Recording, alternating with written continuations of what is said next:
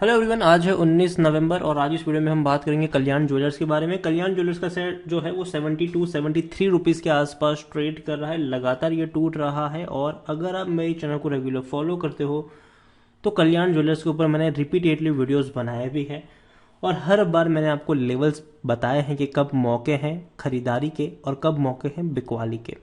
तो वीडियो को शुरू करूँ उससे पहले अगर आपने अभी तक चैनल को सब्सक्राइब नहीं किया है तो प्लीज़ अभी इसे सब्सक्राइब कर लीजिए, क्योंकि आगे भी बहुत सारे वीडियोस हैं आपको काफ़ी ज़्यादा हेल्प करेंगे। तो कल्याण ज्वेलर्स 72 रुपीज़ का शेयर है, गिरावट है और ये लगातार टूट रहा है पिछले कुछ दिनों से। एक महीने में अगर हम देखें तो 6.5% की गिरावट है। 81 रुपीज़ तक पहुंच गया था, उसके बाद जो एक तरफा गिरावट है, एक तरफा जो पिटाई हुई है, एक महीने का लो इसने बना दिया है।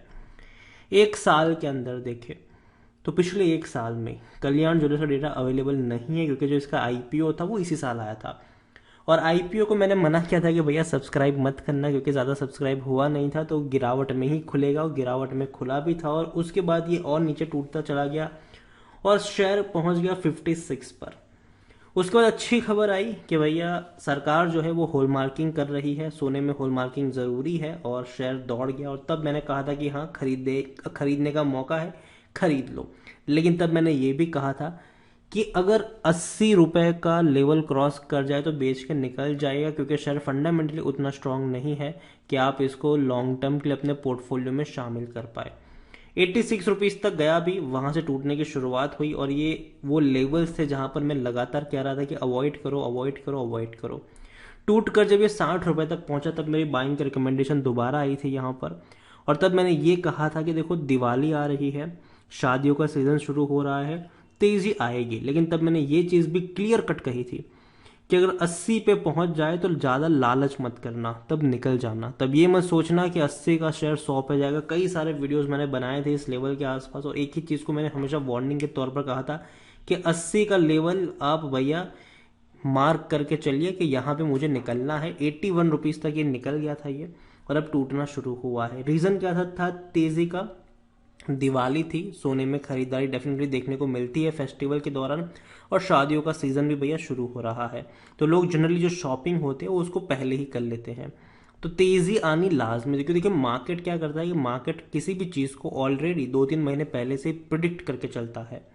ऐसा नहीं है कि कोई चीज़ एक महीने मतलब आज हुई है तो उसी हिसाब से मार्केट उसको रिएक्ट करेगा। मार्केट को पता है कि जो आज चीज़ हो रही है वो मार्केट को बहुत पहले पता चल जाता है कि ये होने वाली है, और वो उस हिसाब से ऑलरेडी तेज़ी आना शुरू हो जाती है। और मैं हमेशा कहता हूँ कि कल्याण ज्वेलर्स में 65 रुपीज़ का लेवल खरीदारी का रहेगा, 80 रुपीज़ का लेवल जो है वो प्रॉफिट बुकिंग का रहेगा शॉर्ट टर्म के लिए।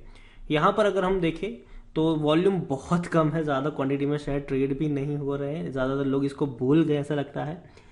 प्रमोटर के पास 60.54% की होल्डिंग है, 2.87% की होल्डिंग एफआईएस के पास है, 1.70 म्यूचुअल फंड इंश्योरेंस कंपनी ने यहाँ पर एग्जिट किया और निकल लिए यहाँ से। 0.06% की छोटी सी होल्डिंग थी, बेच के निकल चुके हैं वो यहाँ पर। एक और चीज़ अगर हम देखें कल्याण ज्वेलर्स की तो वो यही है कि 100% लोग according to Moneycontrol user यहाँ पर बेचने की सलाह देते हैं, सॉरी खरीदने की सलाह दे रहे हैं, बेचने की बात कोई भी नहीं कर रहा है। और भैया आप 72 रुपीज़ पर मैं भी बेचने की बात नहीं ही करूँगा। मेरे हिसाब से जो मौका था आपके पास बेचने का वो 80 रुपये के आसपास था, वो निकल गया। तो अब भैया मौके ढूंढने की ज़रूरत नहीं है, अब आपको खरीदारी के मौके ढूंढने चाहिए 65 रुपीज़ के आसपास। यहाँ पर एक और चीज़ अगर हम देखें कल्याण ज्वेलर्स की, तो जो पिछले ट्रांजेक्शन है इनसाइडर के द्वारा वो सारे के सारे खरीदारी के ट्रांजेक्शन है, बिक वाले के ट्रांजेक्शन नहीं है, जो कि अगेन बहुत अच्छी बात है। दूसरी तरफ अगर हम इनके रेवेन्यू को देखें तो कोई ज़्यादा उतनी तेज़ी नहीं है रेवेन्यू में, पिछले 5 सालों से रेवेन्यू एक जैसे ही हैं। प्रॉफिट भी अगर हम देखें तो प्रॉफिट में भी कोई उतना ज़्यादा उछाल नहीं आया है, लेकिन कंपनी ने आईपीओ के जरिए जो पैसा जुटाया है उसका इस्तेमाल कर रहे हैं नई नई जगह पर अपने शोरूम्स खोलने के लिए।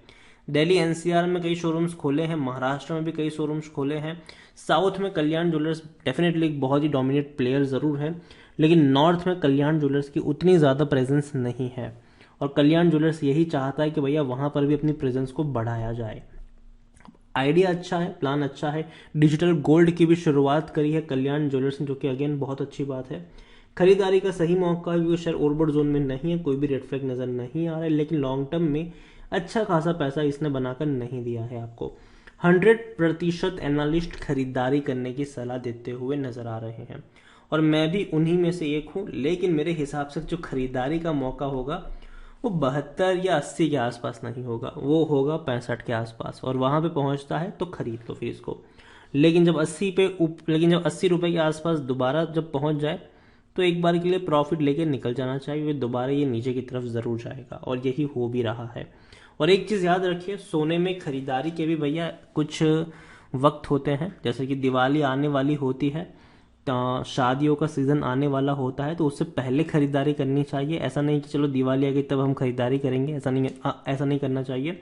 और यही वजह थी कि जब शेयर 60 पे था, मैंने कई सारे वीडियोस बनाए भी थे इस लेवल पर कि भैया खरीदो खरीदो खरीदो, बहुत जल्दी 80 के आस दिवाली के दौरान ये आपको 80 पे ट्रेड करता नजर आएगा, और डेफिनेटली ये पहुंच भी गया था वहां पर। तो देखो, एक चीज मैं यही कहूंगा इस चीज से कि कल्याण ज्वेलर्स में मौके आएंगे खरीदारी के, जल्दबाजी कभी भी नहीं करनी है। डेफिनेटली 65 का जो लेवल होगा वो अच्छा होगा बाइंग के लिए, तो उसको भी ध्यान में रखिए।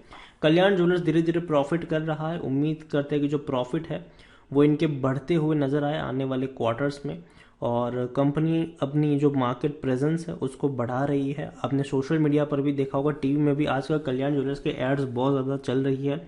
एक से बढ़कर एक ब्रांड एम्बेसडर्स है, चाहे वो अमिताभ बच्चन हो, कैटरीना कैफ हो, या साउथ में नागार्जुना से लेकर और भी कई सारे इनके सेलेब्स इनके ब्रांड एम्बेसडर्स है। कल्याण ज्वेलर्स को लेकर इतना ही कहूंगा कि 72 रुपीज़ बेचने वाला लेवल अब नहीं है। 80 रुपये का जो लेवल था वो प्रॉफिट बुकिंग का लेवल था, 72 रुपीज़ का लेवल प्रॉफिट बुकिंग का लेवल नहीं है, लेकिन खरीदारी का भी लेवल नहीं है। 65 रुपये के आसपास अगर पहुंचता है तो उस लेवल पर आप फ्रेश बाइंग भी कर सकते हो, और अगर आपको एवरेज करना है तो आप एवरेजिंग भी करके चल सकते हो लॉन्ग टर्म के लिए। लॉन्ग टर्म से मतलब 80 के आसपास दोबारा पहुंचेगा ज़रूर, जब दोबारा शेयर में आपको तेज़ी देखने को मिलेगी। और देखो, अगेन कह रहा हूँ, कल्याण जो कोई बुरा शेयर नहीं है, लेकिन कुछ नेगेटिव फैक्टर ये भी है कि कंपनी का ग्रोथ पिछले 5 सालों में कोई अच्छा खासा देखने को नहीं मिला है। कंपनी के जितने भी शोरूम्स है, जितनी भी प्रॉपर्टीज़ है, वो किराए पर है, मतलब रेंटेड, उनकी खुद की प्रॉपर्टीज नहीं है, हर महीने किराया इनको देना पड़ रहा है। तो एक्सपांस वो अलग से जुड़ जाता है इनके लिए, तो वो भी एक चीज़ अच्छी नहीं है इनके लिए। तो यही कुछ नेगेटिव इम्पैक्ट है। और साउथ में इनकी बहुत ज़्यादा प्रेजेंस ज़रूर है, लेकिन नॉर्थ में अभी भी वो उतना पेनिट्रेट नहीं कर पाए हैं, जो कि अब बड़ा पैसा जो आया है उससे पेनिट्रेट करने की कोशिश ज़रूर करेंगे, जो कि अगेन बहुत अच्छी बात है।